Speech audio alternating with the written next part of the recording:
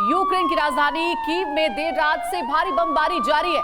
भारी बमबारी से पूरा इलाका गूंज रहा है। युद्ध के 10वें दिन रूस की सेना ने भारी बमबारी की है। तो कीव में लगातार पिछले 10 दिनों से इसी तरीके से हमले हो रहे हैं, क्योंकि सबसे बड़ा टारगेट यही है कि राजधानी कीव पर कब्जा पूरी तरीके से कर लिया जाए। जो लगातार जानकारियां हम तक पहुंच रही हैं, उसके हिसाब से कीव सिटी से सिर्फ 25 किलोमीटर की दूरी पर ही हैं रूसी सैनिक, यानी कभी भी यहां पर धावा बोल सकते हैं और पूरे शहर पर अपना कब्जा कर सकते हैं। तो बहुत तेजी से जो रशियन फौजें हैं वो आगे बढ़ रही हैं। कीव को अपने कब्जे में लेने की जद्दोजहद लगातार जारी है। तस्वीरें कुछ हम आपको दिखाना चाहेंगे। ये देखिए, यूक्रेन की राजधानी कीव की ये ताजा तस्वीरें हैं जो TV9 भारतवर्ष पर इस वक्त आप एक्सक्लूसिवली देख सकते हैं। और यहां पर किस तरह से जो अपार्टमेंट्स हैं उनको भी निशाना बनाया गया है। रिहायशी इलाकों में भी लगातार बमबारी का सिलसिला जारी है। कीव में रात भर इसी तरह गोले बरसते रहे और सुबह की जब शुरुआत हुई तो हर तरफ धुएं का गुबार साफ तौर पर किस तरह नजर आया, ये आप तस्वीरों में देख सकते हैं। हमारे साथ तमाम खास मेहमानों का एक पैनल यहां पर जुड़ा है, उनसे आपका तारुफ करा दें। और retired major general Sanjay Soi साहब से हम शुरुआत कर रहे हैं। संजय सॉय साहब हमारे साथ मौजूद हैं। इसके अलावा retired major general SP Sinha साहब हमारे साथ यहां पर मौजूद हैं।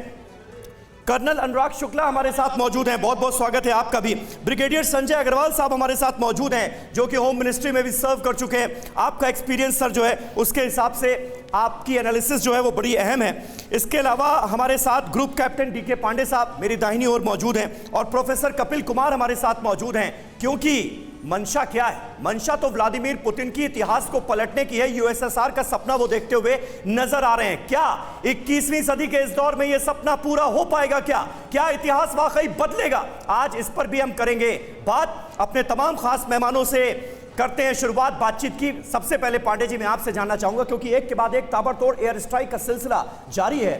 राजधानी कीव से 25 किलोमीटर दूर रह गई है रूसी फौजें, कितना टाइम लगना चाहिए?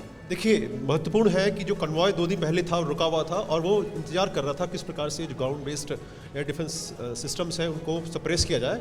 तो ये एक कुशल रणनीति का नमूना है कि आप पहले उन टारगेट्स को डिस्ट्रॉय कर दीजिए जहाँ से कि उम्मीद है कि कुछ रेजिस्टेंस आ सकता है, और उसके बाद ये कन्वॉय बढ़ा।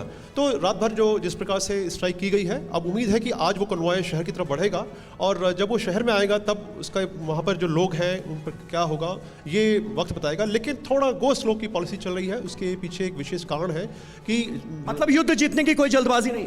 देखिए, महत्वपूर्ण है कि वहां पर जो लोग हैं वो रशिया विरोधी ना हो, और क्योंकि उद्देश्य यही है। लेकिन दिक्कत ये है कि ये कहा जा रहा था कि हफ्ते भर में सब कुछ खत्म हो जाएगा, ये वॉर खत्म हो जाएगी। 10 दिन में 10वें दिन प्रवेश कर चुके हैं और ऐसा लग नहीं रहा है कि ज़ेलेंस्की या यूक्रेन की सेना सरेंडर करने के मोड में है।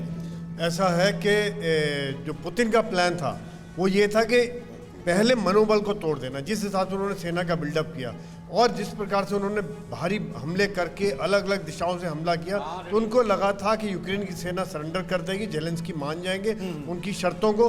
पर ऐसा हुआ नहीं।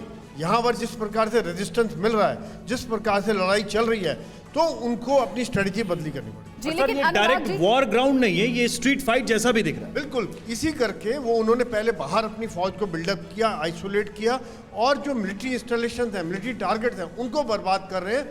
परवाह देश की, सोमवार से शुक्रवार रात 10 बजे TV9 भारतवर्ष पर।